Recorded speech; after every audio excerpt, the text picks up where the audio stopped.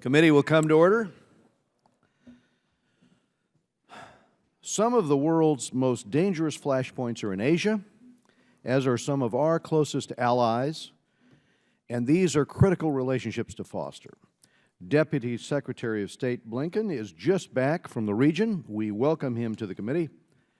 America is a Pacific power, and we must act like one. This committee has played a leading role in shaping U.S. policy toward Asia.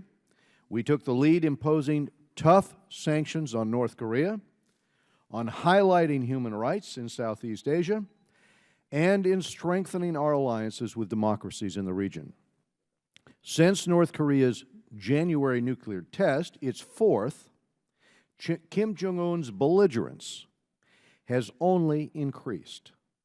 This rogue regime poses a direct threat to the United States, and last weekend, the regime launched a missile from a submarine. Reports suggest another nuclear test could be on the horizon. The good news is that earlier this year, the President signed into law sanctions legislation this committee pushed to aggressively target North Korea's cash.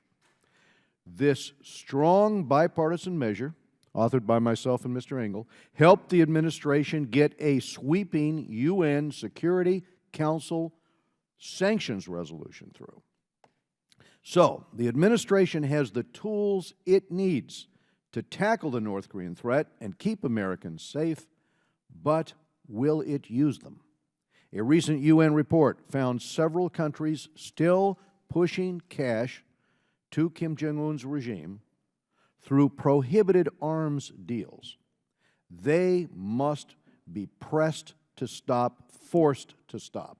And frankly, through this legislation, we can force them. And the administration must designate more companies, more banks, and more individuals. North Korea is a human rights house of horrors. So how is it that not one North Korea official has been sanctioned specifically for human rights abuses?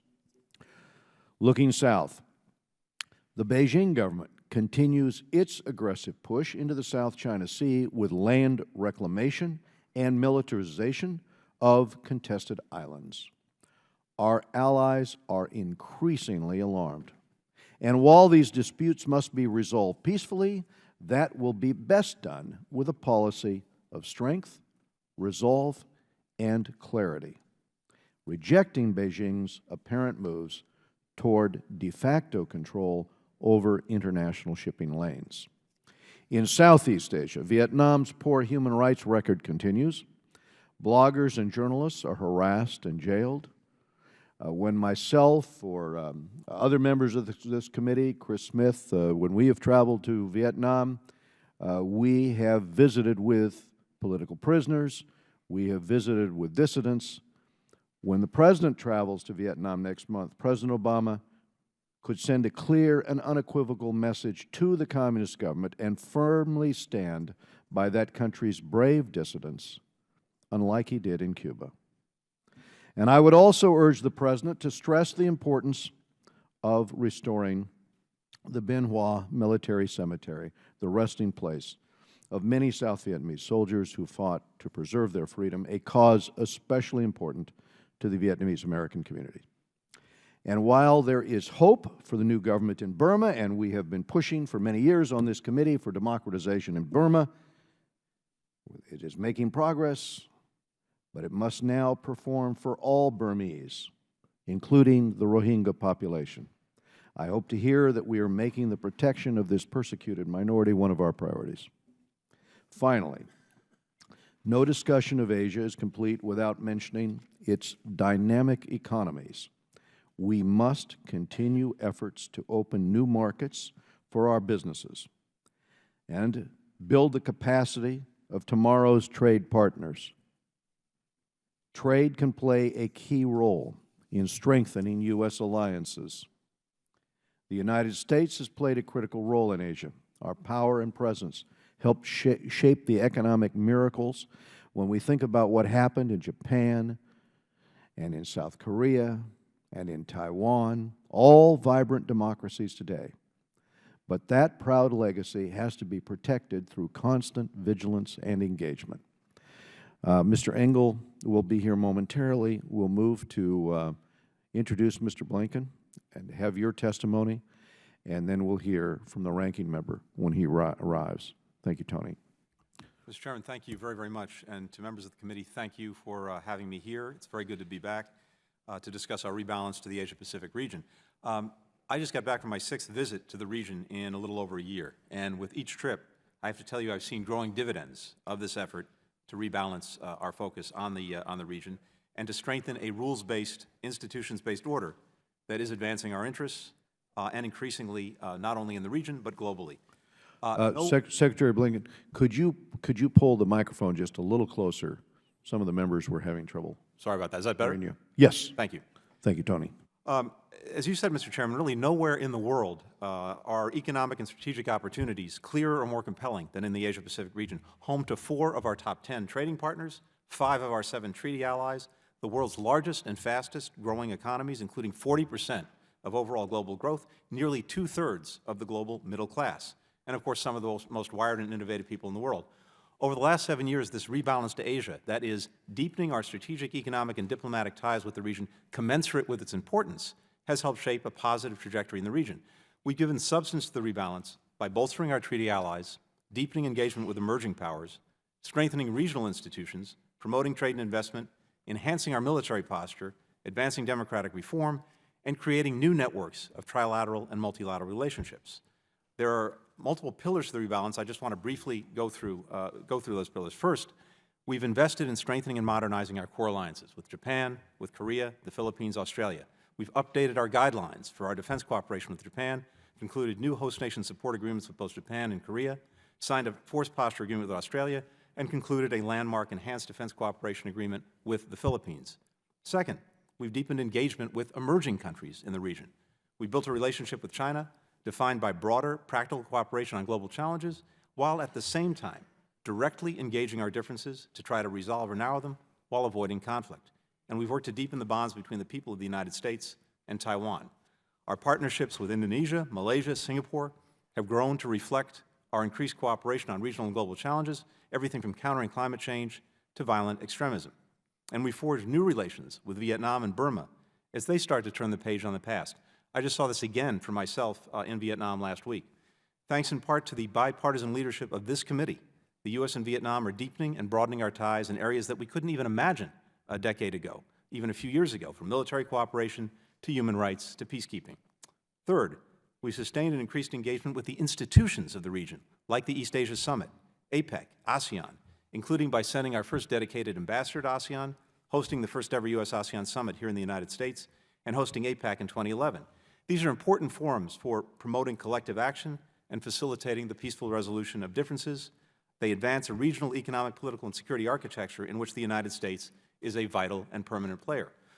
Fourth, we have vigorously promoted trade and investment opportunities designed to unlock growth for the United States, as well as for our allies and partners in the region. We've implemented a free trade agreement with South Korea. We've worked with Burma to modernize and strengthen legal and regulatory regimes, helping set the stage for major American companies to enter that market. And of course, the heart of our engagement in the region economically is the Trans-Pacific Partnership, which will bring 12 APEC economies and 40% of global GDP together. TPP will eliminate more than 18,000 taxes on American exports and help level the playing field for American workers, while solidifying an economic arena in which every participant, regardless of its size, agrees to fight bribery and corruption, abide by international labor standards, including the formation of independent trade unions, and commits to enforcement of environmental safeguards. Fifth, we've enhanced our military posture in the Asia-Pacific, deploying nearly 60% of our Navy in the region by the end of the decade, and some of our most advanced capabilities. We're increasing the maritime security capacity of our partners, and we're rotating American personnel into new and more places, like Northern Australia and new sites in the Philippines. Sixth, we're standing up for our values, for the basic rights and freedoms of individuals throughout the region. In Indonesia and the Philippines, we're working with our partners to tackle corruption and strengthen institutions. And then, of course, in support of Burma's historic elections and peaceful transition of power, we helped establish the nation's first nonpartisan, independent election observation organization. We trained over 11,000 political party members to improve their ability to effectively communicate with voters. We continue to stress the importance of upholding the rule of law and express our strong concern about discrimination experienced by ethnic and religious minorities, including the Rohingya. In response to our engagement and demands from the Vietnamese people, Vietnam has taken some positive steps on human rights, including releasing political prisoners, ratifying the Convention Against Torture and the UN Convention on the Rights of Persons with Disabilities, and agreeing to allow independent trade unions for the first time in modern history. Significant reforms remain to bring Vietnam's domestic laws into sync with international human rights obligations and indeed with its own constitution. Seventh and finally, we've invested in a new geometry of trilateral and multilateral networks to encourage cooperation among and between countries in the region. At the core of these efforts is a very robust trilateral partnership with South Korea and Japan, under which we've convened the first ever trilateral meeting at the vice minister or deputy level. I've now done that 3 times. And the benefits of this relationship are crystal clear in the face of the region's most acute challenge, the challenge from North Korea and its provocative acts in the nuclear and missile domain. We're stepping up trilateral cooperation on sanctions implementation, including under the new UN Security Council resolution. We're working trilaterally to increase the capabilities of other countries to implement that resolution. And our 3 countries will continue to shine an intense light on North Korea's deplorable human rights violations and pursue accountability for them. We're also intensely focused on maritime issues, especially China's assertive and provocative behavior in the South China Sea that is challenging respect for international law, freedom of navigation, and the peaceful resolution of disputes. We've also deepened our commitment to the U.S., Australia, Japan trilateral strategic dialogue, hosted the inaugural U.S., Japan, India trilateral ministerial dialogue. These bilateral, trilateral, and multilateral relationships are not aimed at any particular country. They are not exclusive. We welcome any kind of flexible geometry of collaboration among countries that share important goals, including steps toward greater China-Korea-Japan cooperation and the growing unity of the ASEAN community. And we're building interconnected relationships not just among countries, but among people. The Waisili community, now 67,000 strong, connects dynamic young people throughout the region to the United States and to each other. Mr. Chairman, these efforts represent a small but important slice of the work that we're currently undertaking. 7 years after President Obama rebalanced our sights on the Asia-Pacific, we are leaders of a region increasingly bound by common ideals, shared prosperity, and a collective sense of global responsibility. I thank you very much. Thank you, Mr. Blinken. I think, without objection, the witness's full prepared statement will be made part of the record, and members are going to have 5 calendar days to submit statements and questions and extraneous materials for the record. I think what we'll do is proceed with some of the questions from the committee, and then when the ranking member arrives, he'll make his statement and ask the Deputy Secretary of State the questions that he has as well. If we could start, Mr. Blinken, with North Korea sanctions and the administration of those sanctions, an issue I brought up in the opening statement. This is a strong North Korean sanctions bill that we passed, and this bill did help get that UN resolution in place. But you're just back from the region. What has been the reaction to this new law? How has the pressure been turned up? I raised that fact that no one has been sanctioned yet on human rights abuses. I think it's high time that happened. And I know there's a new UN report that points out that several countries are still purchasing North Korean weapons. If you would speak to that issue. European luxury goods are still making their way to Kim Jong-un.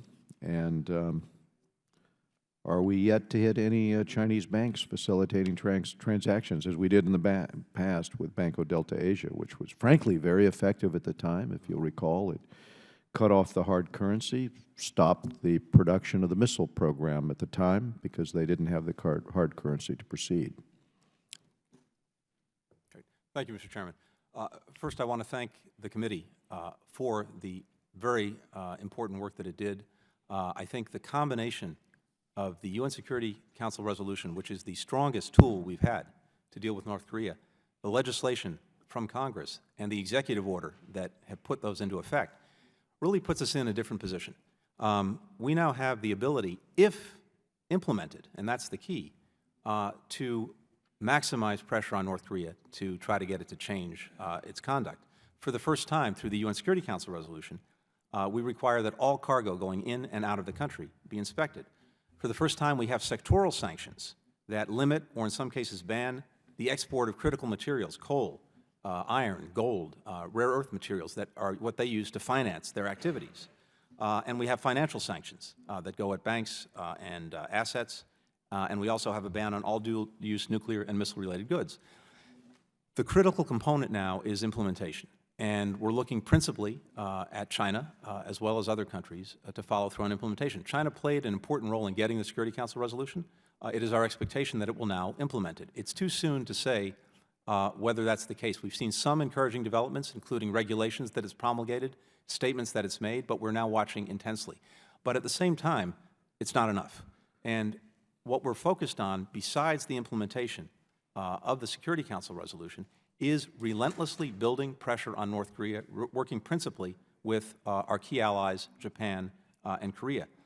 We're working in various ways to cut off all the revenues going to the regime. For example, they have, as you know, overseas workers whose remittances are not going back to their families but are going to the regime. We're working to cut those off. We have so-called diplomats engaged in illicit activities, procurement, but also even in illicit businesses. There were the restaurant workers who defected from China. We're seeing this in different countries around the world. They set up businesses, the money goes back to the regime. We're working relentlessly to find those places and to get countries to cut them off. We're working to further isolate North Korea by getting their diplomats who are, again, not engaged in diplomatic activities sent home. We're making sure that people don't go to North Korea, including for the Workers' Party Congress, or invite them to international events. And we're working as well to get countries to make sure that they're doing exactly what you alluded to, making sure that the ships that go to North Korea don't dock in their countries and that the planes don't land. So right now, we're working on enforcing all of that. It's going to take time to I've build it been up. part of the dialogue our committee has on each of these fronts, and all have been helpful. But there is one final step that needs to be taken. Banks are concerned about the reputational risk of what will happen if they have to make a choice between doing business with North Korea or doing business with the United States. And we've seen in the past, for those dozen banks that were affected back during the sanctions regime put in place when North Korea was caught counterfeiting our $100 bills, just how concerned they are about reputational risk, even when those sanctions were reportedly listed by state. At the time, Banco Delta Asia still wanted to know, yes, but has the U.S. Treasury Department really signed off on this? Because otherwise, we're not going to move the hard currency into North Korea. Without that hard currency, they find it very difficult to move forward with their nuclear program and their missile programs. So it's essential that decision be made, and we're going to continue to dialogue on that. But that's a decision you need to make, and I'm sure you raised that in Beijing. Appreciate that. The last two, again, I'd raised that issue about the Rohingya people. We'll need to be working with that new government, frankly, in Burma to shape attitudes toward the Rohingya. And you're going to have to continue to lean in on that. On the Vietnam human rights issue, I've just got to share with you, we've got the case of a human rights lawyer, Nguyen Van Dai, who was arrested in December for his advocacy of human rights and advocacy of democracy. According to his wife, he was severely beaten by the police. He's been in solitary confinement since his arrest. He was denied access to his lawyers and to his family. Will the President push for his release? I think this is very, very necessary. Mr. Chairman, I very much appreciate those comments. First, on the Rohingya, we have been very focused on working to get the government in Burma to protect their rights. When I was there most recently, a couple of months ago, I raised this repeatedly, including with Aung San Suu Kyi. We're looking to the government to give them genuine freedom of movement so that they can work, so that they can go to school, so they can get health care, and end the discrimination. We're working on that. With Vietnam, absolutely. I think the President will certainly engage with that community. When I was there last week, I met with civil society activists and lawyers and others, indeed to express the concern that we have. Vietnam's made real progress, as you know. They've released a lot of political prisoners. They're working to conform their laws to the Constitution, but work remains to be done. Thank you, Deputy Secretary Tony Blinken. I appreciate it. I will now go to our ranking member, Mr. Elliot Engel from New York, who has an opening statement first to make, and then he'll have questions. Mr. Engel. Well, thank you very much, Mr. Chairman. Thank you for calling the hearing. And Mr. Deputy Secretary, I've known you for a long time. Welcome to the Foreign Affairs Committee. It's been a pleasure working with you over the years in the various roles in which you've served. And we're very fortunate to, I want to say this publicly, we're very fortunate to have such a dedicated and capable person as the #2 in the State Department. So thank you for all you do.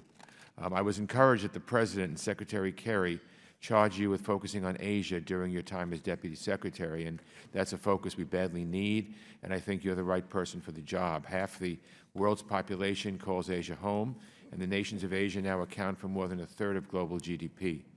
From India to Japan, from Indonesia to Micronesia, Asia has a greater impact on global affairs than ever before. As a Pacific power, the United States faces no shortage of foreign policy challenges in Asia, from North Korea's reckless behavior to the impacts of climate change to the recruitment of fighters into violent extremist groups. The way we manage the rise of China in the years ahead may well be the most consequential foreign policy issue of the 21st century. The decisions we make today will determine whether the values and norms we championed in Asia after World War II will continue to thrive. That's why this has been called this America's Pacific Century, and that's why there is no better time to focus on this dynamic part of the world. The so-called Asia rebalance has hatched a number of important diplomatic achievements. We've strengthened our core regional alliances with Australia, Japan, Philippines, and South Korea. With our ally Japan, we've established new trilateral forums with Australia, South Korea, and India. We've ramped up our engagement with ASEAN and demonstrated a clear commitment to the East Asia Summit. And we have normalized relations with Burma as that country has emerged from decades of isolation and begun the hard work of moving toward a more open, democratic society. Yet, despite all these efforts, I regularly hear concerns from our allies and partners in the region that the rebalance is more a shift in military strategy than about diplomatic engagement. So this morning, I hope we can drill down and look at other ways the State Department is making Asia a priority and areas where the Department's approach could be more robust. I'll start with a question that sounds more like it should be on a geography quiz. As far as the State Department is concerned with respect to the Asia rebalance, what do we consider to be Asia? I ask this because, in my view, the world's largest democracy, India, should be an integral part of our Asia policy. As the world's third largest economy, India has the potential to become a major economic player in East Asia and is already playing a constructive role on maritime issues. China regards Asia as a strategic whole with its One Belt, One Road policy, aiming to expand Chinese influence beyond East Asia through Central Asia to the Caspian. Yet the State Department structure, with 3 different bureaus responsible for South and Central Asia and East Asia and the Pacific, I believe creates an artificial barrier to cooperation across the entire region.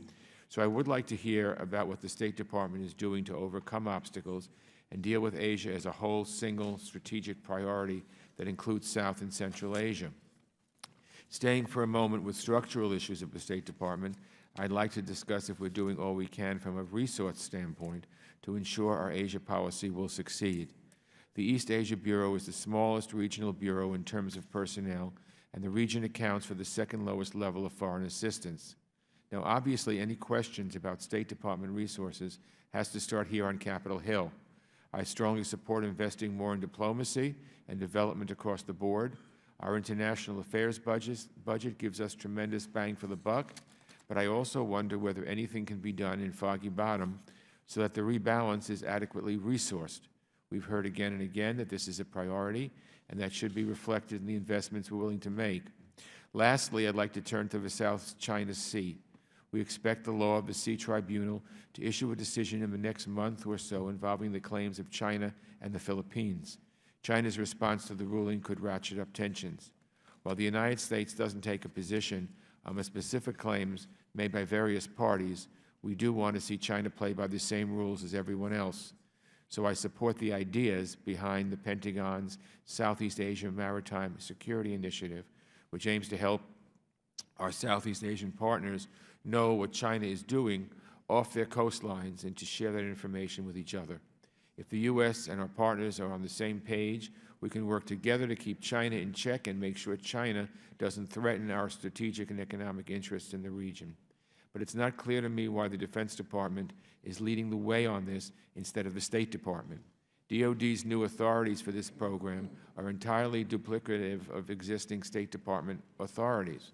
I worry that putting such a program under DoD's control could erode state security cooperation responsibilities.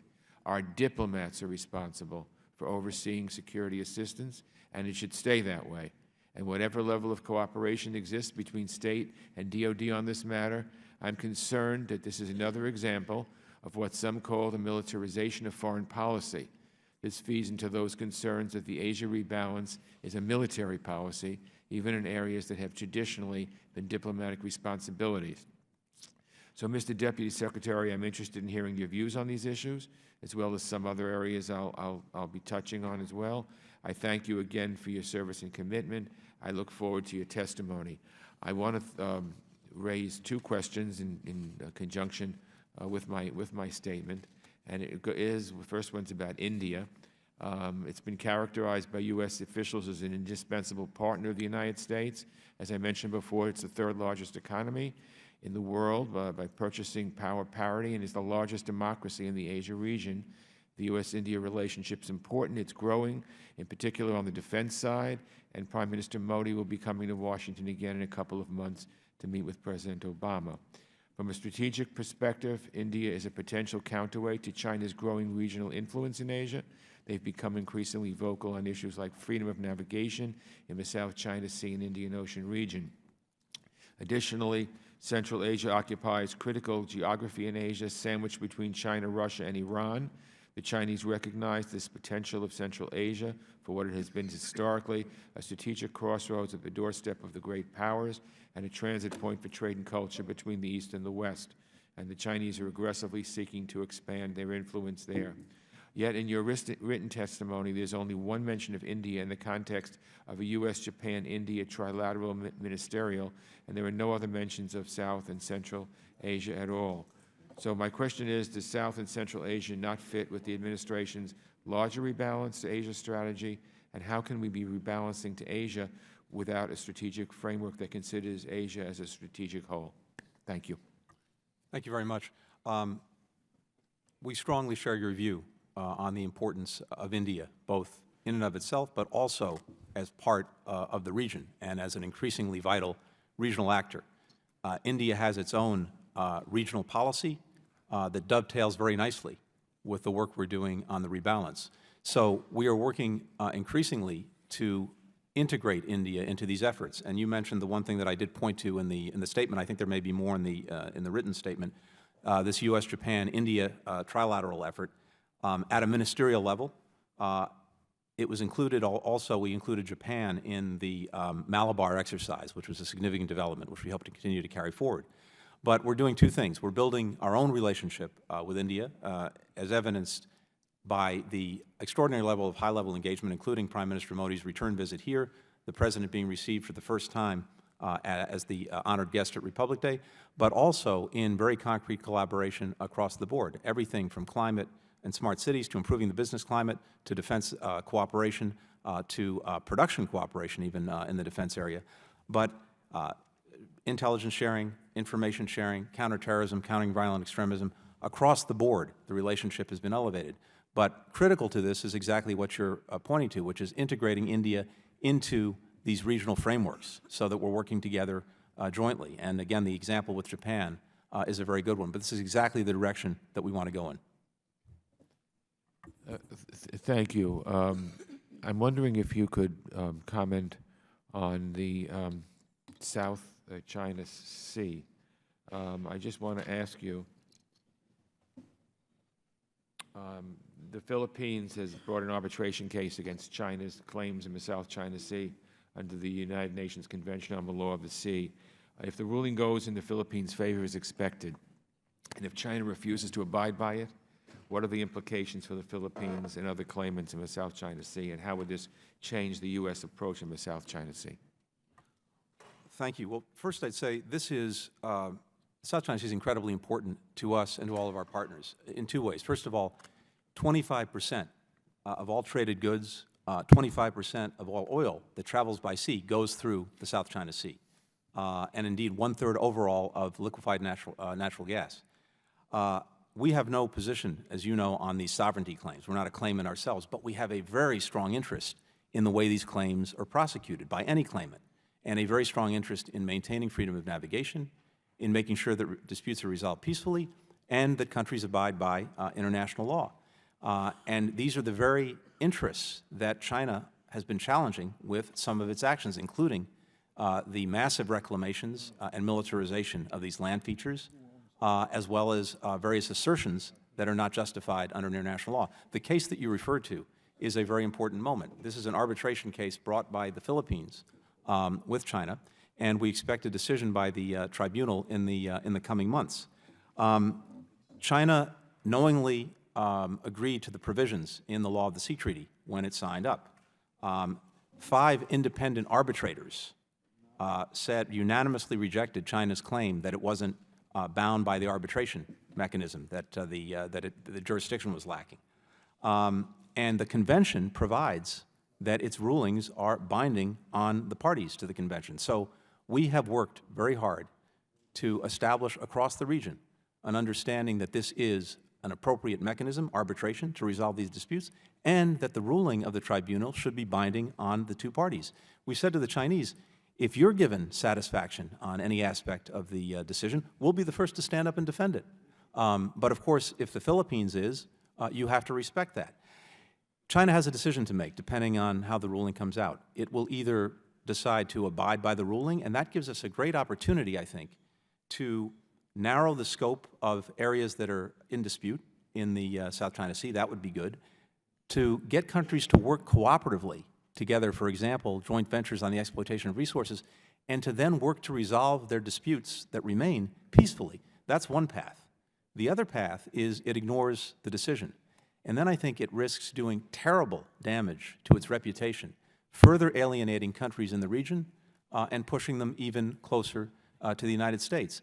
China will have to decide, depending on what the results of the arbitration are. We're watching that very, very closely. Thank you.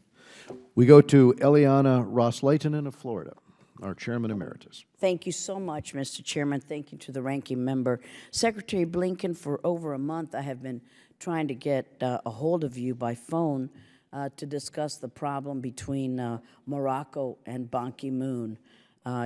You've not had the courtesy to return my call, but at a hearing 10 days ago, Secretary Ann Patterson promised to work with me and the members of our Middle East Subcommittee regarding the draft UN resolution that would renew the mandate of MINURSO. It was obvious that this was going to be a problem for weeks, and I would have appreciated a call back. As you know, the draft in its current form could very well jeopardize our relationship with Morocco and our important military and intelligence cooperation. There's got to be a way that we can find a compromise here, and we can do it without including the controversial provisions, including the one that will allow Ban Ki-moon another opportunity yet to insult Morocco and do further damage. So I strongly urge you to work with the Moroccans today and to fix it. What can you tell us about the draft resolution, and what progress have we made?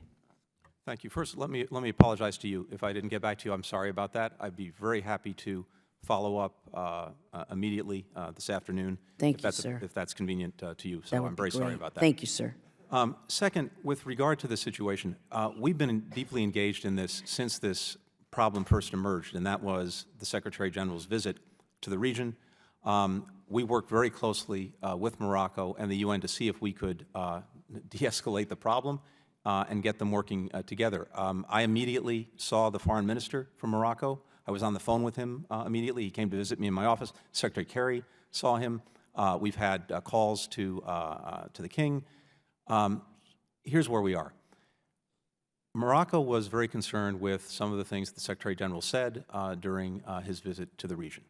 We worked to ask the Secretary General to clarify what he meant, and he did that. We said to our Moroccan friends that we hoped that as we were looking at renewing the MINURSO mandate, we wanted to renew it for 1 year without any changes. Unfortunately, one of the things that Morocco did in response to the Secretary General's visit is they unilaterally decided to reduce and ask for the removal of members of the MINURSO mission. That creates a problem for us because as a member of the Security Council, we also have an important stake in making sure that UN peacekeeping missions, their integrity is upheld. And if we allow a precedent by which a country can unilaterally decide whether to accept or shut down a mission or change its composition, that's going to be a real problem potentially in other areas with countries that, unlike Morocco, are not close friends. But when the partners. Secretary General of the UN, sir, makes such a provocative statement and an accusation against Morocco, you really pin them against the wall. And I think that's exactly why we worked with the Secretary General's office to get a clarification of what he meant and what he didn't mean. Our hope is that we can now get this resolution to a place where Morocco's concerns are answered, but also the integrity of the peacekeeping missions are upheld, and that it can go back to fully functioning as it was before. That's what we're trying to achieve. But I want to assure you, we share your commitment to the relationship with Morocco. This is one of our closest partners in the region and indeed around the world. So we need more Moroccos. I thank you for. And moving on, thank you, sir. At a hearing on the Middle East and North Africa Subcommittee, GAO testified that the State Department is not in compliance with the Iran, North Korea, and Syria Non-Proliferation Act, or INCSNA, a law that I authored several years ago. INCSNA is an important non-proliferation tool. GAO told us that the state's non-compliance has probably undermined the credibility of our sanctions. We learned that state took almost 3 years to prepare one report and then implement sanctions, and that your predecessor sat on the report for more than a year as it awaited approval. So given that precedent, do you have an INCSNA report that you're sitting on, and have you signed off on it, and what's the status of that report, sir? I believe the next report is being actively worked on and processed. It has not come to me yet. I can assure you that as soon as it does, I will move it out of my inbox as quickly as possible. Thank you so much. Thank you, Mr. Chairman. Thank you, Eliana. We go now to Mr. Brad Sherman of California. Mr. Blinken, congratulations on the new position. It's good to hear that you'll have a policy of returning members' phone calls, and I hope that doesn't just apply to the lady from Florida. Asia's important. That's why it's important that we not enter into bad trade deals or unnecessary military confrontations in Asia. Now, anyone who questions the adventures that are planned is patted on the head and told, well, you just don't understand how important Asia is. No, Asia is so important that we better think carefully about our policy. When it comes to trade, we're given straw men. We're told, well, if you don't like TPP, then we could have no trade, or we could continue the unbalanced trading system that we have now, without any discussion about a radical departure from our current trade system designed to achieve balanced trade. And when we're told that maybe we shouldn't be seeking a new Cold War over some islets, we're told that 25% of the world's trade goes through the South China Sea. The vast majority of that goes in or out of Chinese ports, meaning that if China had military control of these islets that may actually belong to them anyway, they would be able to blockade their own ports. I don't think that's something we have to spend a lot of money preventing. There is a tendency when making policy to yield to the interests of the most powerful entity in this country that cares about that policy. And that is why when it comes to trade policy, Wall Street is in the driver's seat. But the deal is so bad that it has to be sold as a China containment policy, because it's certainly not a jobs creation policy. But China enshrines the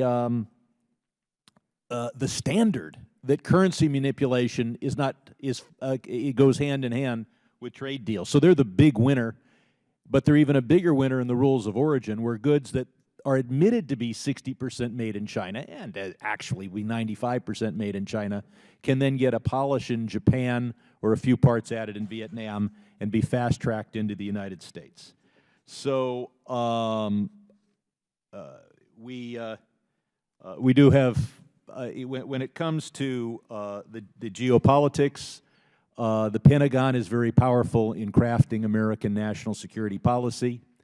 What meets their needs now is a worthy, uniformed adversary.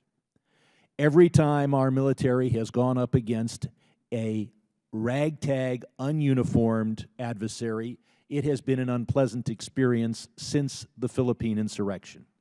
And every time we have gone up against a uniform foe, it has been a relatively glorious experience, the most glorious perhaps winning the Cold War without a major confrontation with the Soviet Union. So it is not surprising that these islets, which are not ours, that do not have oil, and if there was any oil, it would belong to the people unwilling to spend their own money to defend these islands, that these are exaggerated into the great importance. I'm not saying that we don't care about navigation, we don't care about, it's obviously important, but to reconfigure the entire Pentagon, to spend the lion's share of a $600 billion defense budget on confronting China, and you can't, it's a tough cost accounting job to determine what the defense budget is being spent on geographically, but I wanted to go to a completely different question. North Korea. North Korea needs about 12 nuclear weapons to defend themselves from us. They have about 12 nuclear weapons. They're creating enough fissile material for another 2 or 3 weapons a year. They need money. Iran now has, we can argue about it, $50 or $100 billion burning a hole in their pocket. North Korea sold the technology for the Al-Kabar Syrian-Iranian nuclear weapons program that the Israelis bombed in 2007. Is the administration working toward an understanding with China that an Iranian plane will not be allowed to fly to North Korea without stopping in China for fuel? And please don't tell me we intercept ships. Please don't tell me that North Korean planes might not be allowed to do this. I'm talking about an Iranian plane going nonstop to Pyongyang and coming back with a bomb. Thank you. First, let me just say, before addressing the question, which I very much appreciate, with regard to the South China Sea, we're not looking for conflict, we're looking to prevent conflict. And what's at stake here is not just the transit of energy, oil, goods, as important as that is. There are larger principles at stake. And these principles go to the entire foundation of the international order. If we don't defend those principles everywhere where they're being challenged, the entire order that we've invested so much in building over 70 years is at risk. That's why this is a big challenge. Mr. Blinken, I'll agree with you, but at the same time, if an Argentine plane was getting too close to the Falkland Islands, we wouldn't be talking about it here. You know, we engage in freedom of navigation operations around the world, not just in the South China Sea. But this one's getting a lot more attention there. But leaving that aside, with regard to Iran and North Korea, this is something we're watching very carefully, and you're right to, I think, raise the subject. They've had a history of political engagement. Some of the reports of military, missile, nuclear engagement have been much harder to verify. But what we're Mr. doing, Blinken, are you denying the reports that the Al-Kabar nuclear bomb facility was North Korean technology? I'm just saying that what we're looking at is the concrete evidence of relationships across the board, beyond the political. What we're focused on is exactly what you pointed to. I think you make a very important point. What we're trying to do with regard to North Korea is to make sure that not only can its ships not dock, but its planes, Air Koryo, cannot land, not just in Iran, Mr. but Blinken, my around question the was world. about an Iranian plane flying to North Korea. And so we are working to make sure. Are we working to get China to say that they won't allow the plane to go across China without stopping for fuel where it could be inspected? That is the only question. You're free to address others, but that's the all only of the members of the United Nations are bound by the Security Council resolutions that say that there's to be no military, ballistic missile, or nuclear cooperation with the DPRK. As a result, they have obligations. So the Iranian plane would be, if it went to North Korea, would be violating a UN resolution, but if it flew nonstop over China, no one would know about it. So you're relying on Iran's dedication to adhering to UN resolutions? We're looking to every country involved to make good on its obligation. I would urge you to Resolution, talk to and please- Beijing about making that plane land, because if your sole defense for what I laid out is that the Iranians wouldn't want to violate a UN resolution and they'd feel bad about violating international law, that is insufficient defense. If the Iranian plane going to North Korea does not stop in China, then it may not have a trade delegation on it. It may have cash going one way and nuclear weapons going the other way. And that is a very specific issue. I yield back. Well, to the point that Mr. Sherman is raising, without objection, I'm going to put in the record a UN document that is drawn from some of our Treasury documents that show two suspected primary arms dealers from North Korea who visited the Islamic Republic of Iran. And that information, because it goes to the point that was being made from the gentleman of California. Thank you, Mr. Blinken. We may have follow-up questions from the members on this specific issue. We now go to Mr. Chris Smith of New Jersey. Thank you very much, Mr. Chairman, and thank you, Mr. Blinken, for your presence here today. The wire service Reuters did an extremely disturbing expose last year, a series of investigative reports that found that the Obama administration gave undeserved passing grades to 14 countries with deplorable and, in many cases, worsening sex and labor trafficking records, including China, Malaysia, and Asia, Cuba, Oman, and others, making up 14 countries. I've had hearings on this. I actually did a hearing a few weeks ago that was Get It Right This Time, with the new TIP report that is poised to come out shortly, being very concerned that when the administration does what it did, and that is give undeserved passing grades to countries that have deplorable records, it sells out the trafficking victims in those countries and those who are hurt by those countries' governments. And it also is a deplorable, I think, abandonment of human trafficking concerns that we as a nation have in a bipartisan way. Will China's and Cuba, for example, and the other records be whitewashed once again this year? Secondly, I met with Nguyen Van Dai in Hanoi in 2007. He is one of the greatest peaceful human rights lawyers that I have met, and I have met many in dictatorships like Vietnam. Will the president raise his case and demand his release? He has done nothing wrong, as you know, as we all know here in the United States, and he needs to be released immediately to let his wounds heal from the beatings that he has suffered at the hands of the Vietnamese government. Thirdly, India and Japan have engaged in, clearly, patterns of noncompliance with the Goldman Act on child abduction. Both countries, I've had 9 hearings on child abduction. We've had parents, men and women, moms and dads, tearfully tell their stories with regards to Japan as well as China, as India, and yet they have not been leveled, especially Japan, having a pattern of noncompliance. The April 30th deadline is fast approaching for that report. I hope that reality is contained in the report. Finally, President Xi is on a tear, crushing civil society with his new draft law and crushing religious freedom, and even the churches, the Patriotic Church and the others that have worked in cooperation with the government are finding that their buildings are being demolished, their pastors are being incarcerated. The G20 will meet in Zhejiang in September. Our hope is that the president, and that's right where the crosses are being taken off churches, bulldozing of churches is occurring, that the president will raise these. The signification of religion by Xi Jinping, announced last year and just most recently in a speech he made, is all about all religious bodies having no contact outside the country's borders, and secondly, and ominously, that everybody of faith has to serve the Communist Party. That will destroy religion, or at least it'll attempt to do it. If you could answer those. Thank you. Wrong way. First, let me just express my own appreciation, the Department's appreciation for your personal leadership on these issues and the focus that you brought to them. It makes a huge difference around the world, and indeed, I've heard in places I've gone that you've been there first and have been putting the spotlight on these issues, and it really does make a huge difference. With regard to trafficking in persons, I want to assure you we will do our very best to produce a gold standard report this year. We're working on it very hard. We've heard the concerns that were expressed last year. We've looked to make sure that the process internally is as strong and effective as possible to produce the best possible report. People are working very hard on it, and we hope that that's the conclusion you'll come to when you see it.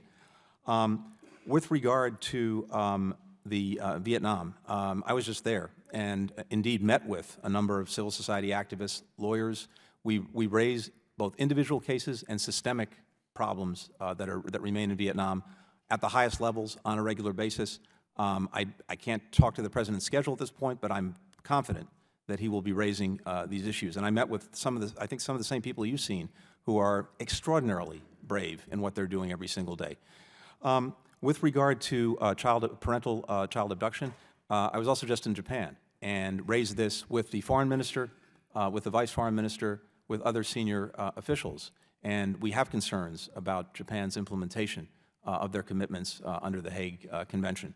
And that's something that I know you've been very, very focused on. We're working on And that. if you yield on it briefly, also those that were left behind from the date of ratification. Yes. Those cases are heartbreaking and multi-yeared. Yes, absolutely. We're focused on those as well as the cases that have arisen after the ratification. And then with regard to China, we very much share the concern that you expressed. We see across the board a crackdown on human rights and civil liberties. We've seen a crackdown against lawyers. I've met with a number of lawyers the last time I was in Beijing in January. I heard directly from them what that community is experiencing. I've met with religious leaders as well and have heard what's happening there. The laws that you referred to, we've been very much engaged on them, whether it's the NGO law, the cybersecurity law, the national security law, the counterterrorism law, and we have real concerns about the substance of the laws as well as the way they may be implemented. The NGO law, as you know, they've moved the enforcement of that law to the Ministry of Public Security, which sends a terrible signal about how they see NGOs, which are actually acting to the benefit of China and its own people. So we share those concerns. I just want to assure you we will continue to put the focus on them and do what we can to make progress. One aspect of this is not just us, but us bringing together other countries to express concern, because there is some strength in numbers. At the Human Rights Council in Geneva, we got a dozen countries to sign a statement expressing their concerns about the evolution of human rights and civil liberties in China. These things, over time, have an effect. And, you know, we went through decades of Cold War with the Soviet Union. We thought, and members of Congress played leading roles in putting that spotlight on the Soviet Union and its human rights abuses. And for decades, it didn't seem like anything was happening. There was no change, and then there was. So I think keeping at it, as you are and as we're trying to do, can make a difference.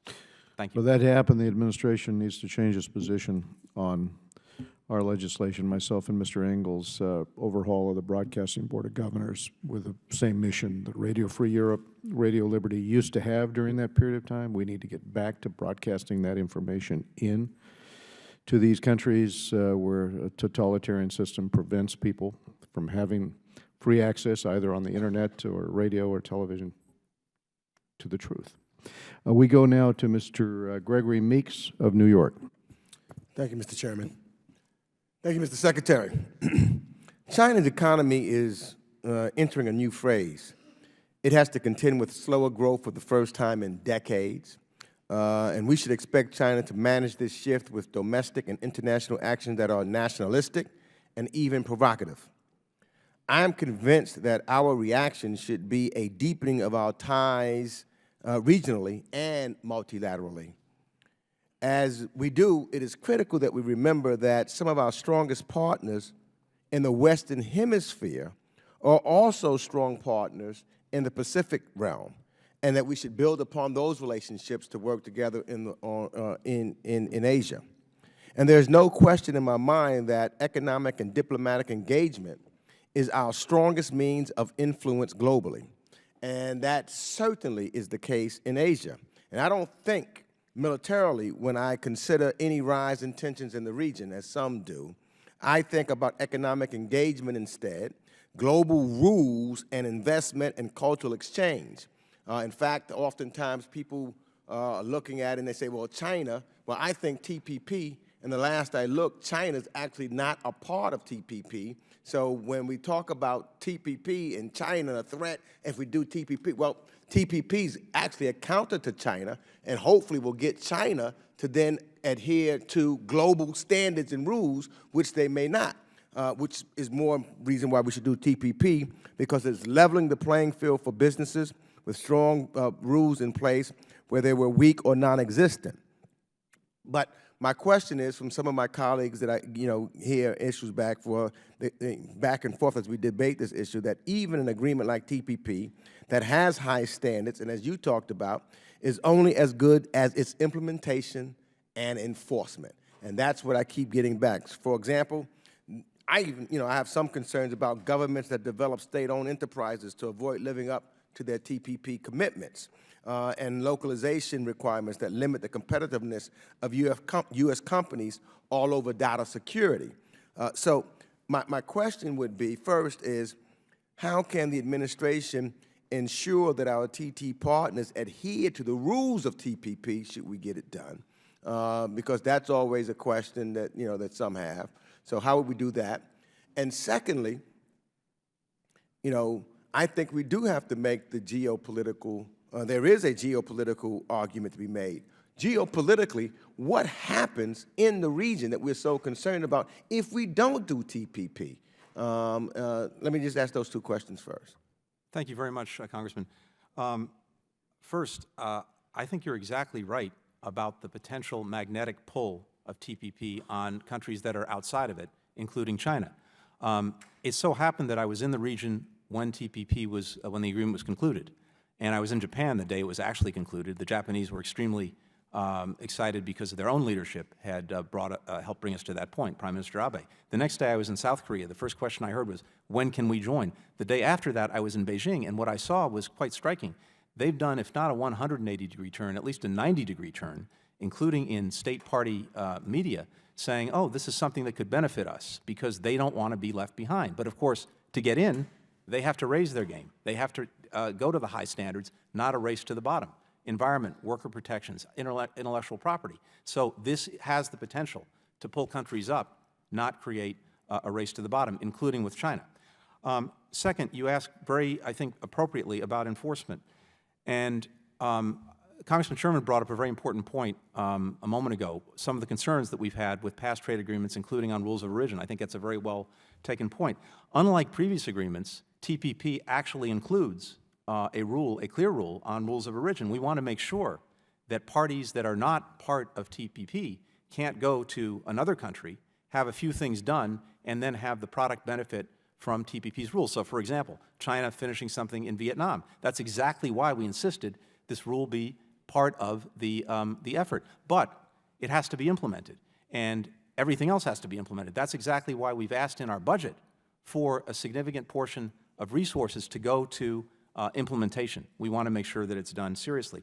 Finally, I also agree very much with you that, look, we can debate the economic merits of TPP, and no trade agreement is going to be perfect. I think that the larger challenge that we face is 95% of consumers live outside the United States. We have to reach them. And the question is, how are we going to do that and under what rules? And who writes those rules? And I think we're always better off, even if imperfect, if we're the ones doing it as opposed to letting someone else do it. That's more likely to benefit our companies and workers with a level playing field and make sure that the standards are high, not low. But we can debate the economic merits of it. Strategically, though, it sends a very important message. It says to our partners in the region, we're there to stay. It's not just a security issue that may come up and a challenge that may arise that gets our attention and then we lose our focus. We're tied to you economically as well as through security considerations. It has, again, this potentially magnetic pull on countries outside of the agreement who want to join it to lift their standards. And it sets the standard for the values that we'd like to see throughout the region. If we don't have the agreement, we jeopardize all of those interests. Thank you. We go to Mr. Dana Rohrabacher from California. Thank you very much, Mr. Chairman, and I appreciate your leadership, Mr. Chairman, and the fact that you have spent a considerable time and effort focusing on these specific issues. And Mr. Secretary, I am a bit concerned about maybe not about specifics, is about as much as your admirable optimism may be something that's admirable, but it's also of concern to those of us who think things maybe are more serious than your optimism suggests. Spratly Islands is not, I hope it can be taken care of in a consistent way as what you and Chairman Royce and others have tried to put forward as a game plan that would put them into a position or pressure the Chinese into a position that would not permit this type, what I consider to be aggression on the world order, because you had no sovereignty over the Spratly Islands, and now you have a claim by a dictatorial government in Beijing over a hunk of territory in the middle of the most important trading patterns in the world. Japan and Korea are ultimate allies in that area, seem to be getting second shift on this. And I will have to say that this should be of great concern, a greater concern to us than I believe that the plan that is set would suggest, because it's a pattern. Spratly Islands is not just taken of its own. I would agree with a less aggressive approach to the Chinese, but instead, this is part of a very alarming pattern. The Chinese still make major land claims against India, for example. I think their land claim against India is as big as Texas. I mean, this should be, you couple the Spratly Islands with that, couple it with the fact that the Chinese are all over the world making deals with corrupt dictators in order to fence in the resources necessary for an industrial society, meaning cutting us off. We still have, basically, for those of us who think that the two-child policy still maintains a mass slaughter of innocent children in the womb. And if not that, if you don't accept that about abortion, at least you accept the fact it's a violation, an attack on women's rights to decide. And of course, you still have the Chinese brutally suppressing the Falun Gong and engaged in the murder of prisoners and the sale of organs. So we are talking about a monstrous pattern here, and the Spratly Islands should only be sort of the icing on the cake of how alarming this should be. So I would hope that, and by the way, during this whole time that I'm talking about this, these patterns have been going on, we have been permitting them to make a massive profit in their relationship with us economically. Now, again, you've made your case on the Pacific Trade Agreement might give them some thought, but we are not withdrawing any of their ability to come here and make the profit they're already making. And one last thought, and that is, I think that we ought to be more concerned about Japan and South Korea, but especially Japan, than we are about trying to remain in a stable relationship with China. And my question for you, while I still have got a couple seconds left, and that is, do we or do we not support President Abe's efforts to introduce a new factor into the Pacific, which might deter the Spratly Island type operation, meaning a rearming of Japan? Do we support that? And quite frankly, I think Japan has been our best friend through this entire Cold War, never faltering. Maybe we should make sure we make it a more equal relationship with Japan and take Abe up on his answer. Thank you very much. First, if I could just say with regard to optimism, I think it just may be an occupational hazard, but I appreciate the comment. Two things. First, let me also very quickly say that the various aspects of China's policies that you referred to, we share your view and object to them. It was an improvement to go from a one-child policy to a two-child policy, but we object to any limitations that a government would impose. Second, we've called for the release of the more than 2,000 Falun Gong prisoners in Chinese jails, as well as other people who are repressed for religious views as well as political views. The Chinese have said that they have stopped the organ harvesting policy of prisoners as of last year. We have to see if that's actually being implemented, but they've apparently made a change in that policy. With regard to Japan and Korea, Congressman, we couldn't agree more. These two countries, are at the heart of everything we are doing in the region. And I have to say, from my experience at least, not only over the last 7 years, but particularly in this job over the last year, where I've made 4 trips now to Japan and Korea, in my judgment at least, the state of our alliances has never been stronger.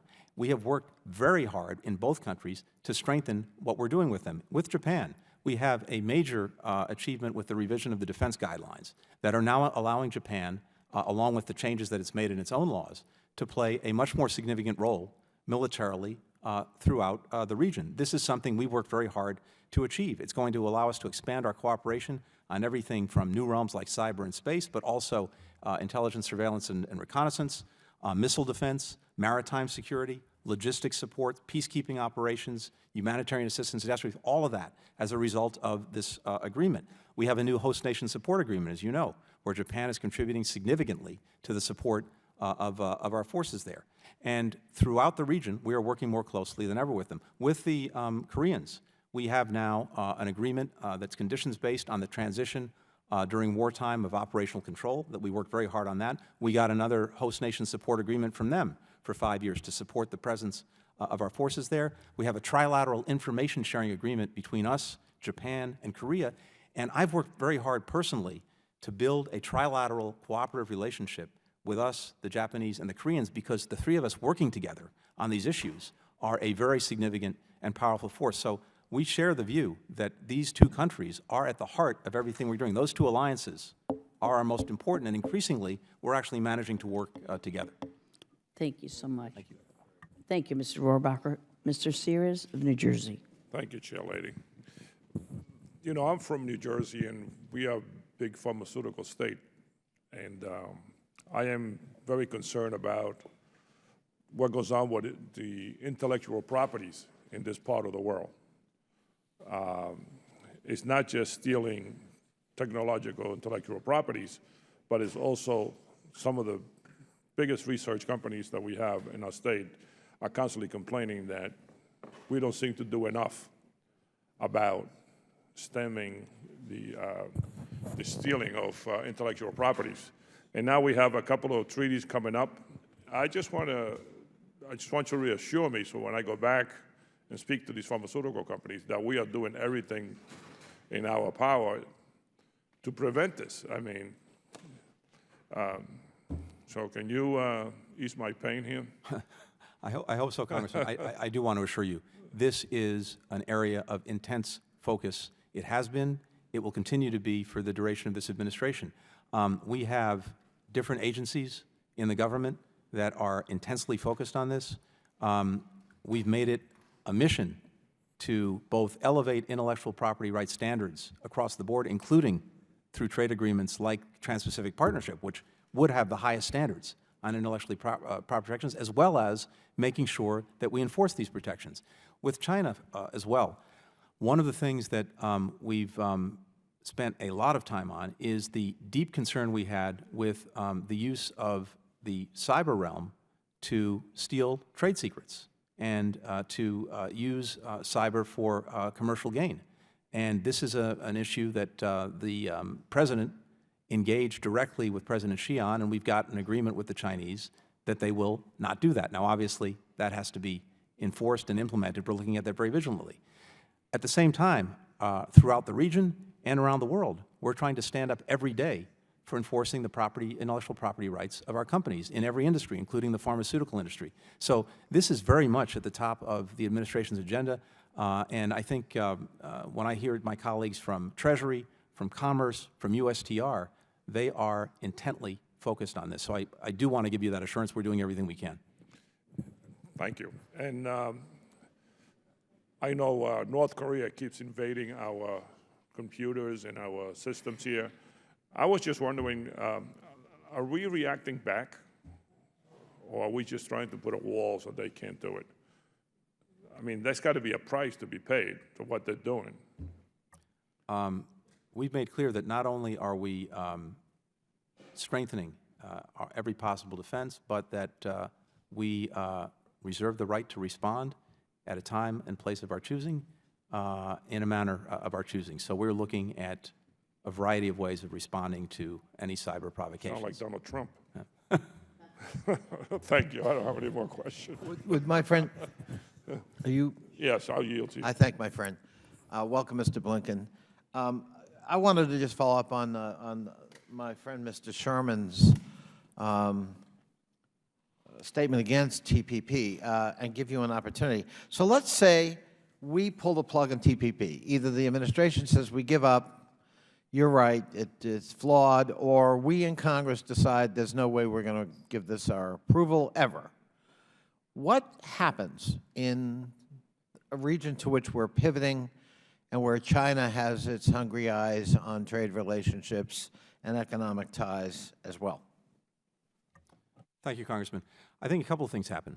One is that in the immediate, we'll lose market share, and the trade barriers that are high for our workers and our products will remain where they are, and maybe they'll even get higher. Second, we run the risk that other countries will try to take the mantle in writing the rules for how trade goes forward. And I can almost guarantee you that if we're not the ones in the lead of that effort, those rules will not be advantageous to our workers and to our companies, and they certainly will not be advantageous to the standards that we want to set, the highest possible standards when it comes to protecting labor, protecting the environment, protecting intellectual property, and good governance.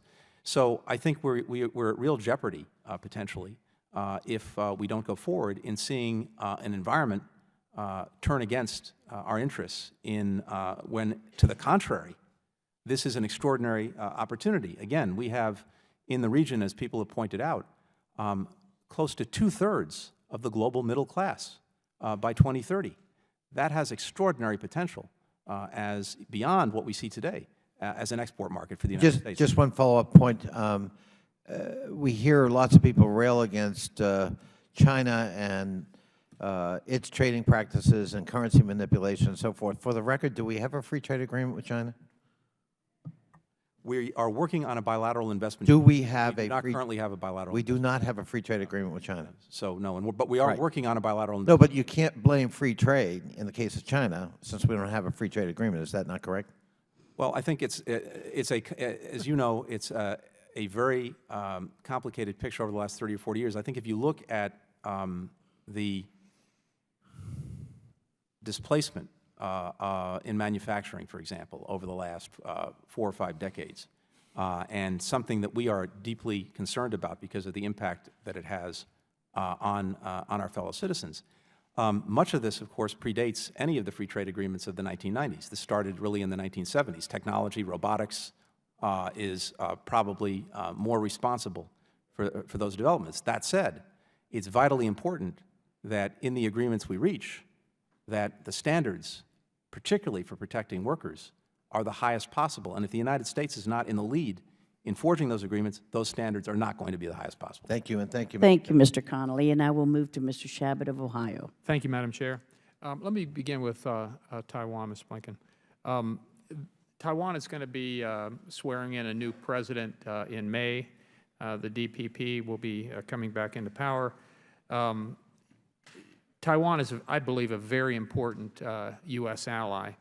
And I would also expect the PRC, in all likelihood, to act up, to try to throw its weight around. They are, after all, a classic bully. They'll want to show their displeasure, I think, in this election.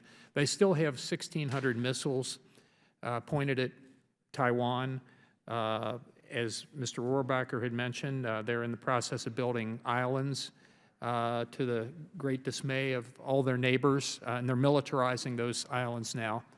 And this is all occurring at a time when this administration, unfortunately, is reducing or trying to reduce the size of our military, including our Navy, which I think is just a terrible idea. We should, I think, clearly, first of all, make sure that that Taiwan has a sufficient military and modernized that they are able to keep China from acting out. I think the only way China ever acts is if they think that Taiwan is weak and that the United States lacks the resolve to defend Taiwan. What would you say to, on behalf of the administration, to reassure Taiwan that the United States will have its back? Thank you very much, Congressman. First, I think Taiwan has given the world a very vivid demonstration of what a democratic election is and what a democratic transition is. I And that agree. was a very powerful, powerful message. Very good point. I agree. I met with the president, the new president. She came to visit Washington this past summer. We had a very good meeting with her at the State Department. And we have strongly encouraged the Chinese to engage with her and with Taiwan in a manner of mutual respect, with flexibility to try to build on the positive developments in cross-strait relations over the last decade or so. We hope the Chinese will do that. Second, we very much agree with you that what has given Taiwan the confidence to engage with mainland China is the support from the United States, including arms sales. We have wanted to make sure, as have previous administrations, that Taiwan could not be coerced into doing things against the will of its people. I think we've notified something like $14 billion in arms sales since 2010. We continue to look very actively at that. With regard to our own posture in the region, as I said earlier, we now have approaching 60% of our Navy in the region. We take very seriously that Taiwan must feel confident if it's to engage from a position of strength with the mainland. The other thing I think that's important, and I know you've been a strong advocate for this, is we want to make sure that Taiwan and the talents of its people are able to be employed around the world against global challenges. And so part of that is making sure that Taiwan can be represented in international organizations. Yep. And we've been working very hard on that to make sure that organizations where recognition as a state is not required, they be able to be allowed in as members, and where it is, that they be able to participate irrespective of whether their statehood is recognized. So across the board, we've been working to strengthen our ties to the people of Taiwan and support its efforts. Okay, thank you. Let me turn to another topic. I don't know that we've discussed Bangladesh at any length this morning. I think they clearly deserve more attention than they often have received, either by this administration or just in a whole range of things. But first of all, as we all know, an election was held a while back, and Sheikh Hasina was reelected. Of course, Khalida Zia and her party boycotted the election, and so the political situation is, I think, a bit iffy there. But let me ask you this. Bangladesh has long been considered a moderate Muslim country and resisting Islamic radicalism. There have been a couple of incidences just within the last week where we've seen a gay activist who was murdered. We've seen an English university professor publicly murdered, and it's believed that these are linked to extremist Islamic intolerant type groups. Could you comment on that and what can be done about it? Yeah, I'm glad that you're putting the focus on that, because that's a concern that we very much share. We've seen a series of attacks, terrorist attacks, in Bangladesh over the last several months, including the ones that you referred to, which Daesh or Al-Qaeda have taken credit for. Now, the government has sometimes claimed that these attacks were actually the work of the opposition in one fashion or another. But what we've seen, based on the evidence to date, is in fact that extremist groups, whether they are indigenous or whether they really are affiliated with ISIL or Daesh, are responsible. And this gives us concern about the potential for ISIL, for Daesh, to take root in Bangladesh, which, as you rightly pointed out, has been an important country in terms of having a moderate Muslim-majority country with a moderate orientation that can be an important player in dealing with the problem of violent extremism. So, as a result of that, we have been both engaging with the government on this problem, but also, for example, with India, given the relationship between India and Bangladesh, to raise the concern and to try to work together with them on countering violent extremism before it takes root in Bangladesh. That's the last thing we want. Okay, thank you. Thank you, Mr. Shabbat. And now we'll turn to my good friend, Mr. Deutsch of Florida. Thank you, Madam Chairman. Deputy Secretary Blinken, thanks for being here today. Thanks for your service to our country, and thanks for always being accessible to this committee. We appreciate it very much. I would like to get back to talking about China. There's been a lot of discussion this morning about trade. I'd actually like to shift to foreign direct investment, and in particular, two areas, the area of security and the area of reciprocity. Through One Belt, One Road and the Asian Infrastructure Investment Bank, China's demonstrated a significant interest and willingness to invest abroad, both in private and public capacity. But the domestic ownership requirements in China and some security review that takes place, I refer to, I think, as an opaque security review in China, continues to frustrate American investors there. So I'd just like to know, as they pursue more outlets for foreign investment, what are our options for encouraging reciprocity? Why don't you answer that first, and then I'll get to the security issue. Thank you. Two things on that, Congressman. First, with regard to their investments abroad, just on the first part of that equation, as a matter of principle, investments, particularly in infrastructure, in various parts of the world, Africa, Latin America, Central Asia, you name it, are welcome and needed. But what has concerned us with regard to China is that those investments be made to high standards, not low standards. And again, worker rights, environment, intellectual property, good governance. So they've established the Asia Infrastructure Investment Bank.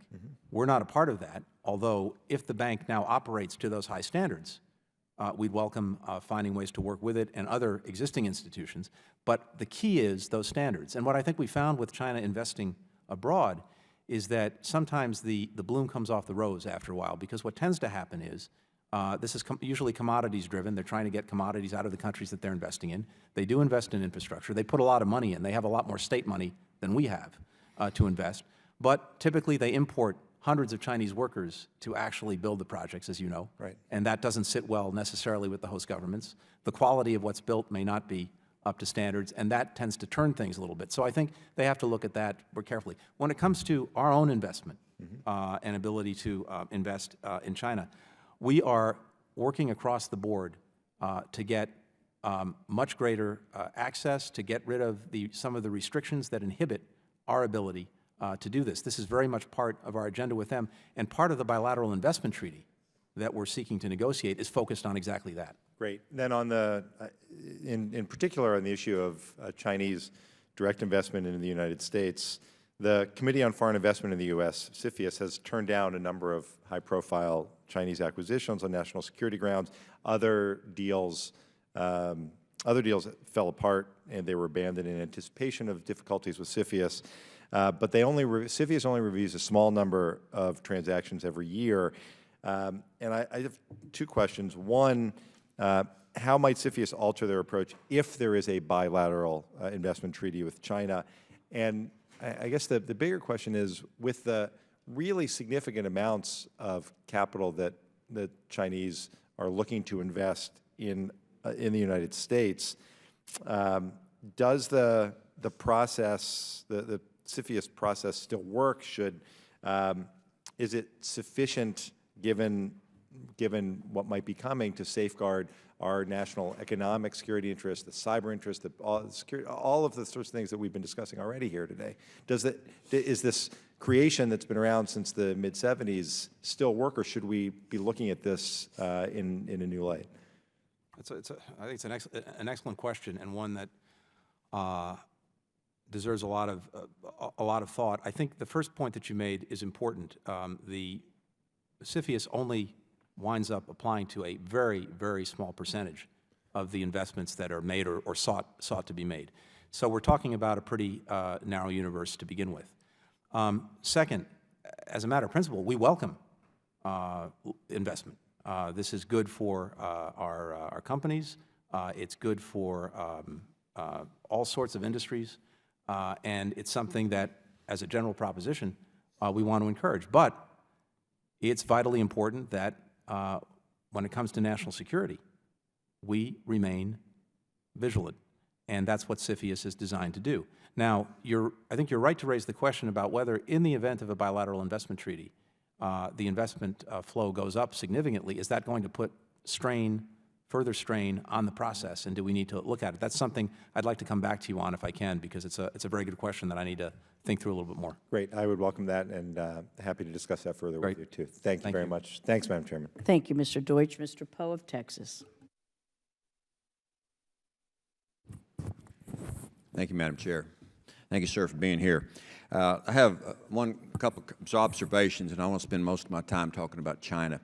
When I visited with Admiral Harris at Pacific Command, I asked him this question. Of these 5 entities, Russia, China, North Korea, ISIS, and Iran, I think those are threats to the United States. Which of those 5 do you think is the most troubling at this point? And he responded, North Korea.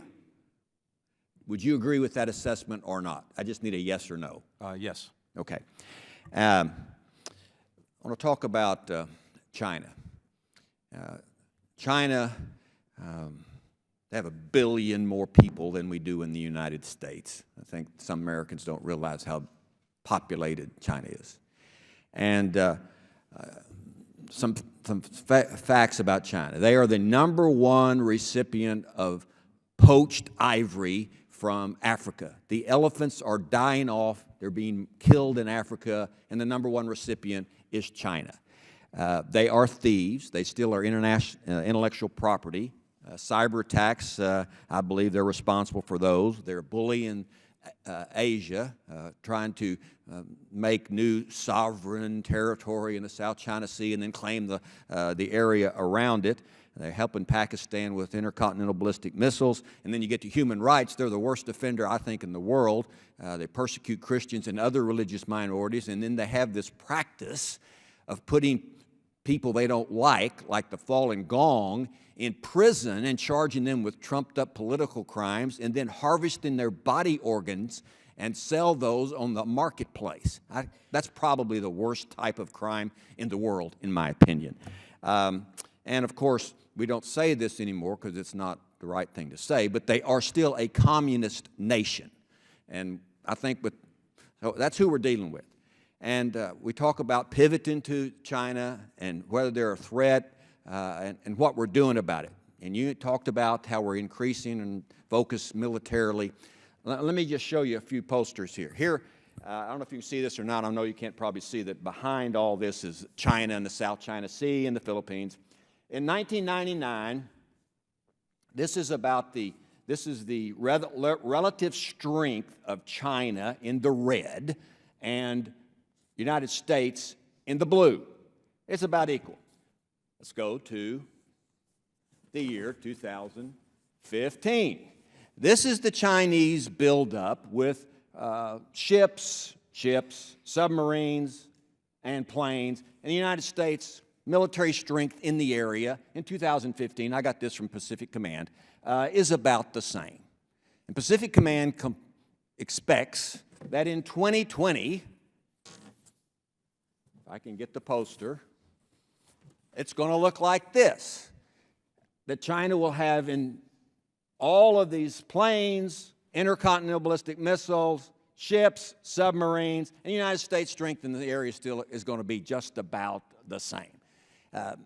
Without going into the details of how much of everything, do you agree that that is what is occurring in South China? Thank you, Congressman. We've certainly seen a significant buildup in China's military capacity over the last couple of decades and in recent years. Some of that, I guess on one level, is not surprising as China grows and is more engaged in the region. It wants to protect those expanding interests. And what we've seen, though, are two things. We've seen an investment in these new capabilities, which I think the chart shows very well. Everything from cruise missiles, short, medium-range ballistic missiles, high-performance planes, integrated air defense, and, of course, the Navy. They're investing in those capabilities. They're also engaged in trying to transform what had been a mass conscript ground-based force into a higher tech force as well. That's right. I don't even include the number of military soldiers and sailors and airmen in these posters. Yeah. Let me, But just to get to your, I think, so what is our response? So That's my question. Two things. First, of course, their budget is opaque. It's hard to know exactly what they spend on the military. What is our response? I'm limited on time. What's our response? our response- This is taking place. What is the U.S. response to this, if anything? That's all I'm asking you. Sure. A few things. First, our military budget remains roughly 3 times what theirs is. And they're, of course, starting from a much lower base. So that buildup is significant, but they're trying to match something that is started at a much higher level and continues to invest at a significantly higher level. Second, but this is our presence in the areas over here. It'll be about 60% of our Navy by 2020. Our technological capabilities, our experience, our capacity remains greater by far than any nation on earth, including China. And again, I would defer to my military colleagues. I don't believe that's going to be challenged anytime soon. So you're saying that even though this is our presence in the area, the theater, I think is the word they term, that it really doesn't alarm you because we're building up our capacity in the future? No, I would say that we're being very vigilant about the growth in China's military capacity. We're making sure across the board, when it comes to any country, that our own country remains unmatched. Okay. If I may have one question. And go back to North Korea, the biggest threat supposedly in the area. North Korea, intercontinental ballistic missile capability, they're developing the concept not land to land, not sending something from North Korea over to Texas. Their idea is build submarines and put intercontinental ballistic missiles on the subs and then float them around the Pacific and be the threat that we are. Is that a fair statement of what the North Koreans are trying to do? Yes, that's part of their strategy. All right. Thank you, Madam Chair. I appreciate the Thank you, extra Mr. time. Poe. Mr. Cicilline of Rhode Island. Thank you, Madam Chair. Thank you, Mr. Secretary, for your service and for being here today. I want to turn again to the issue of China. And after President Obama and President Tsai met in Washington on the 31st of March, the two leaders affirmed cyber commitments that were announced in September of 2005 and agreed to ensure their full implementation. 5 days after that, Admiral Rogers, the commander of U.S. Cyber Command, testified to Congress that, and I quote, cyber operations from China are still targeting and exploiting U.S. government, defense industry, academic, and private computer networks. So my first question is, are you aware of cases in which the Chinese government may have supported cyber-enabled theft of intellectual property from U.S. targets since the announcement in September of 2015? And how is the State Department, in conjunction with the rest of the U.S. government, addressing these challenges? Thank you very much. I think there are two things going on here. It's no surprise that countries try to get information about other countries. That goes on every day, and it continues to go on, of course, from China in the direction of the United States. Where we've drawn a very bright line is on the question of using cyber technology to steal trade secrets for commercial advantage.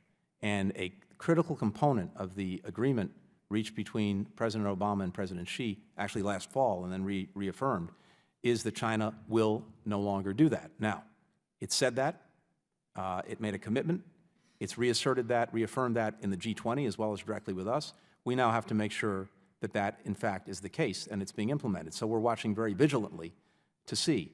But that's my question. Has there? So I'm not personally aware of current cases of that, but am happy to go back and confer with Admiral Thank you. Rogers. Next, I'd like to turn to the issue of North Korea. In the wake of North Korea's recent nuclear weapons test and satellite launch, South Korean society has begun to re-engage in the debate about developing its own nuclear weapons capability, even though, of course, Seoul relies on the U.S. nuclear umbrella. And I'd like to know whether you think there's support within the Korean government for developing a nuclear capability, and over the long term, what should the United States' response to be to this development? You're right that that debate has reemerged in South Korea as a result of North Korea's provocations. President Park was very clear in statements that she's made that that is not the path that South Korea should or will take, at least under her administration. And we've tried to make clear to our allies and partners that it is not necessary because, to put it colloquially, we have their back with the nuclear umbrella and with every other means that we have to come to their defense. So we have not only reaffirmed that very solemn commitment to the defense of Korea, we have strengthened our own relationship. And one of the things that we've done is now engaged in formal consultations with them on deploying the THAAD missile defense system to South Korea. And they're developing their own missile defense system in cooperation with us. So we've been building up the defenses, including for our partners and allies. And of course, we've also been going very hard at the North Koreans on the nuclear missile program. Thank you. And finally, Mr. Blinken, I'd like to turn to Malaysia. As you know well, there was significant concern about the upgrade of Malaysia to the Tier 2 watch list. And I wondered if you could just speak a little bit to what progress Malaysia has made, particularly in the area of combating human trafficking, but in human rights as well as human trafficking since that time, and whether or not we should, I mean, what progress has been made? I think you're aware of the controversy that surrounded that change in their classification. As you know, Congressman, we're actually working very actively right now on the new report for the past year, and so I can't speak to its conclusions because they haven't been reached. I can say generally with regard to Malaysia, just over the past year, some of the things we've seen. We have seen very significant and, in fact, unprecedented consultations between the government and civil society and international experts to draft regulations to implement the legal amendments that were passed by their parliament at the very end of the last reporting period. And that would really empower the agencies to enforce the amendments that were reached. So that's positive. That doesn't mean it's dispositive of anything we'll conclude, but it is something we've seen over the last year. This would allow victims of trafficking to live and work outside shelters, which is a strong consideration. I know that we have remaining concerns about the conviction rate in Malaysia. That's something that we're looking at and that will factor in to the assessment. And we need to continue to work with them to build their own capacity to investigate, to prosecute, to convict. And we're doing that through, for example, through IOM. We're funding some of those activities. So I would say, I can't speak to you obviously about the conclusions of the report. We haven't reached them yet. We have seen some, I would say, based on this, we've seen some progress, but that's not dispositive of the conclusion. But can I just ask, with respect to the implementation, one of the big issues has been virtually no prosecutions. Yeah. So have you seen any progress on that? Are there, I mean, it's one thing to enact and even begin to implement, but if it's not enforced, it's sort of meaningless. Have you seen any progress on actual prosecution? I agree with you. I agree with you on that. I mean, the enforcement is a critical piece of this. I'm not aware of significant progress on the prosecutions, but I can come back to you on that as well. Great. I appreciate it so much. Thank you, and I yield back, Madam Chair. Mr. Matt Salmon of Arizona. Thank you. Mr. Blinken, first let me just go on record as saying how I commend the administration for pursuing deployment of THAAD in South Korea. I think it's incredibly important. One of my frustrations is that many of these sanctions that we've done haven't really moved the needle with North Korea, and I'm not sure any other sanctions really will. I think that the one thing that'll move North Korea is some flexing of the muscles, economic muscles by China, and we've got to figure out a way to get them motivated because they haven't been. They helped us a little bit at the UN, and I appreciate that with you know, the multilateral sanctions, but they hold a disproportionate influence with North Korea than any of the rest of us or any of the other in the six-party talks, and we've got to influence them to do the right thing and get North Korea under control. Last weekend, China announced that it formed a consensus with Brunei, Cambodia, and Laos that the territorial disputes over some islands, rocks, and shoals in the South China Sea are not an issue between China and the Association of Southeast Asian Nations, ASEAN, as a whole. At the same time, China consistently relies on ASEAN's declaration on the conduct of parties in the South China Sea, citing its endorsement of consultations and negotiations to argue that it's not subject to the binding arbitration brought under the law of the Sea Treaty by the Philippines. Can China have it both ways? Is China trying to sideline ASEAN in relation to the South China Sea maritime disputes? And what's the administration's response to the quadrilateral consensus between China, Brunei, Cambodia, and Laos? And what's the administration's position on ASEAN's role in resolving the maritime disputes? Thank you very much. And first of all, I very much appreciate your comments on North Korea, and agree very much with you that China has a unique role to play because of its unique relationship with North Korea. We're seeing some positive steps forward in terms of implementation of the Security Council resolution, but it's not yet dispositive, so we're looking very carefully at that. Could not agree more with you as well, that China can't have it both ways. It can't have it both ways in a number of areas.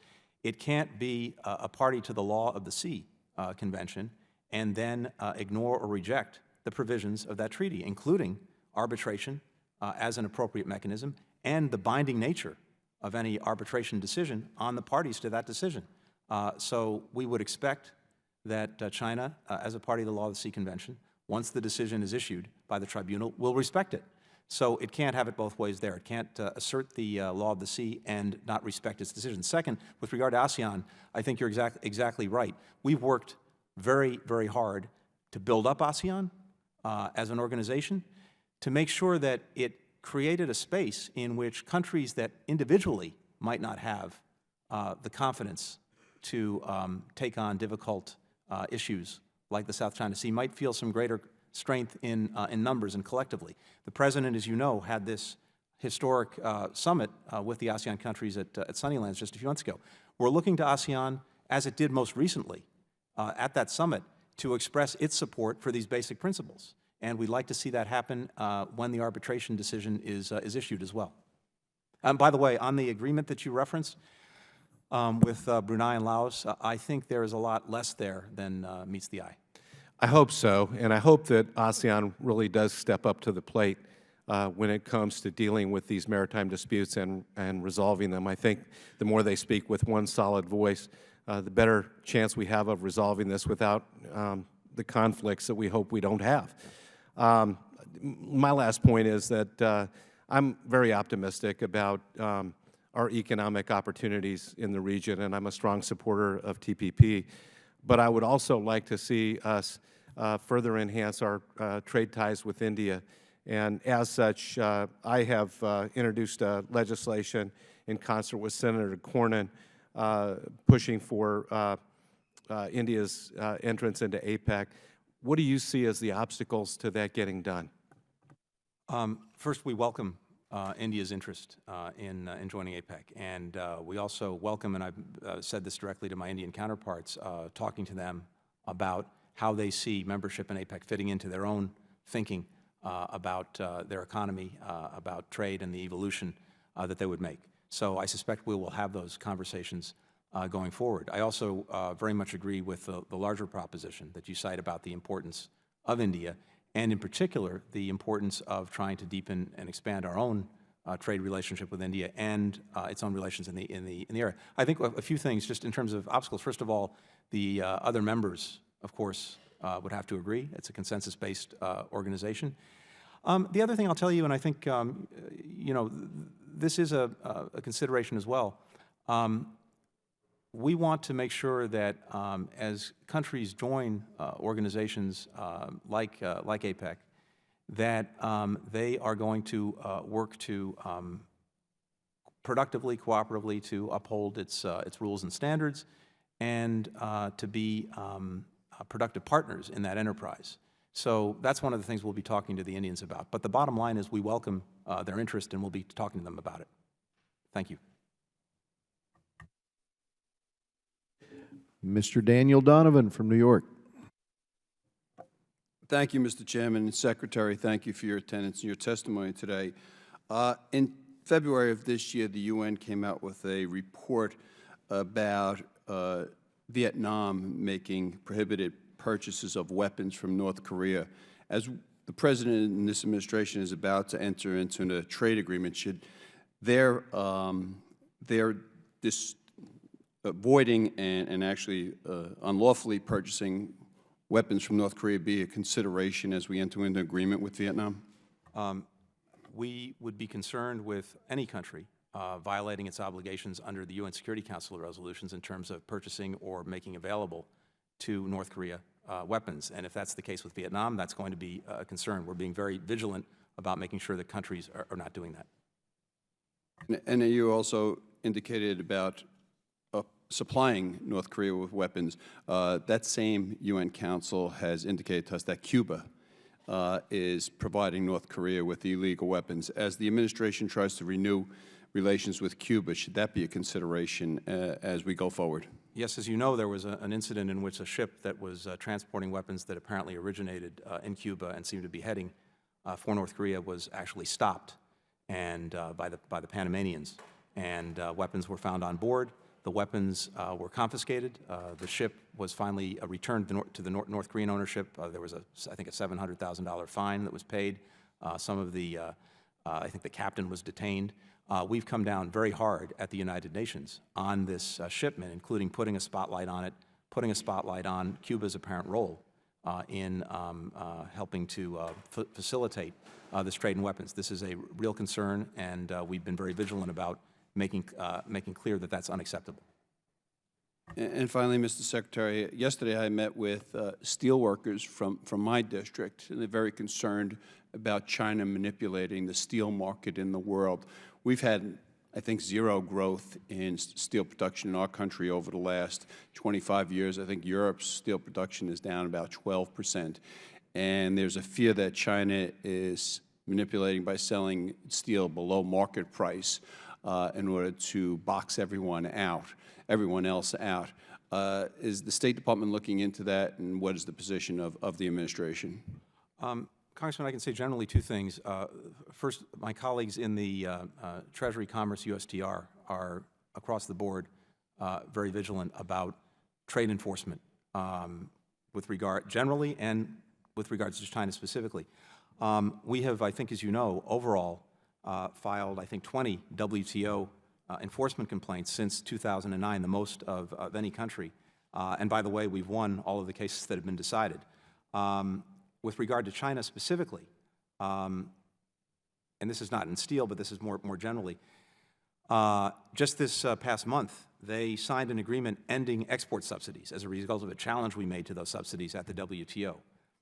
A year ago, we won a challenge to compliance on high-tech steel duties that we had challenged them on, and that it contributed to a $250 million annual loss to our exporters. That ended as a result of the enforcement actions that we took.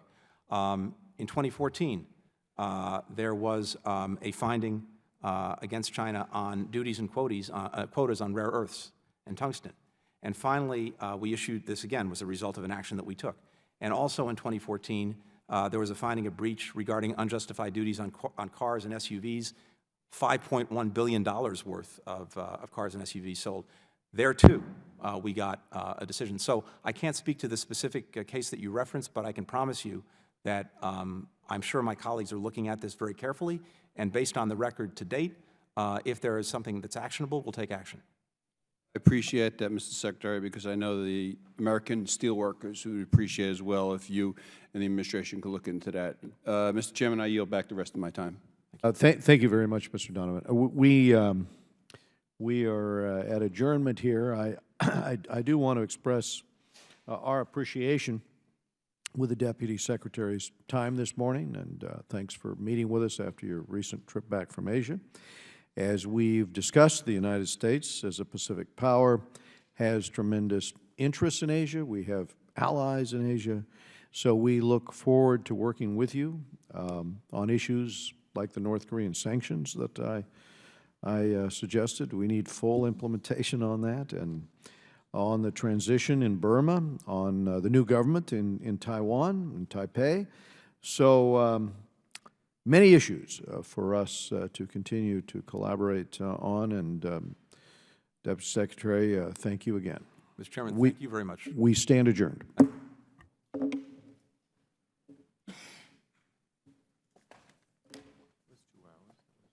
Yeah.